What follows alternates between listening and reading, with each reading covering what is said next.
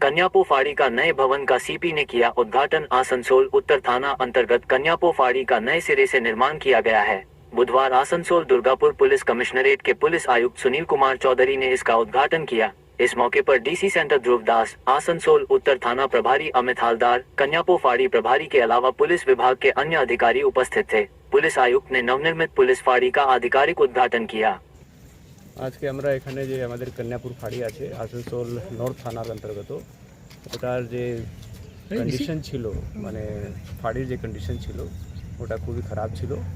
তো এখানে সিএসআর ফান্ডের মাধ্যমে আইসি কন্যাপুর এবং ওসি আসানসোল নর্থ দুজনই উদ্যোগ নিয়ে আজকে এখানে যে নতুন একটা বিল্ডিং সেম স্পেসে নতুন যে রিনোভেশন করে ওটাকে আমরা ইনোগ্রেশন করলাম। তার মধ্যে আইওজ রুম আছে, আইসিজ রুম আছে, ব্যারেক আছে, এসবের আজকে ফোর্স অফিসার যারা আছে তাদের অনেক সুবিধা কাজে।